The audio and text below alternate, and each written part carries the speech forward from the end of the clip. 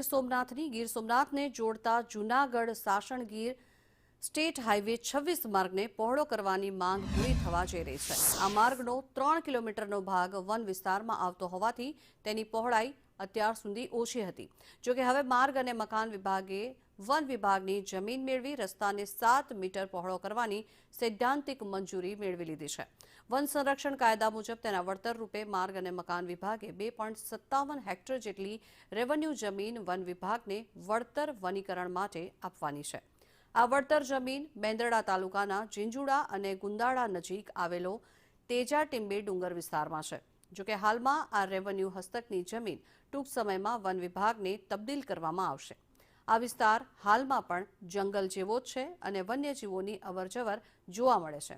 જો કે વન વિભાગ આગામી સમયમાં આ જગ્યાનો ઉપયોગ અભયારણ્ય અથવા વનીકરણ માટે કરશે તેવો નિર્ણય લેવાશે। જો તેજા ટીંબી અભયારણ્ય બનશે તો સિંહ સહિતના વન્યજીવોને એક નવું આશ્રય સ્થાન મળી શકે છે અને ટ્રાફિકની સમસ્યા પણ હળવી બનશે। લઈને અમારા વિભાગ દ્વારા વન વિભાગના પરિવેશ પોર્ટલ પર ઓનલાઈન દરખાસ્ત કરવામાં આવેલ હતી, જેને વન વિભાગ દ્વારા સૈદ્ધાંતિક મંજૂરી શરતોને આધીન મળી ગયેલ છે।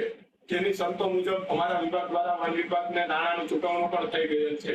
વધુમાં આ જગ્યાના રસ્તાને પહોળો કરવા માટે આશરે 2.5 હેક્ટર જેટલી જમીનની જરૂરિયાત હતી, જેથી તે જમીન અન્ય રેવન્યુ જમીનમાંથી વન વિભાગને વળતર વનીકરણ માટે તબદીલ કરવાની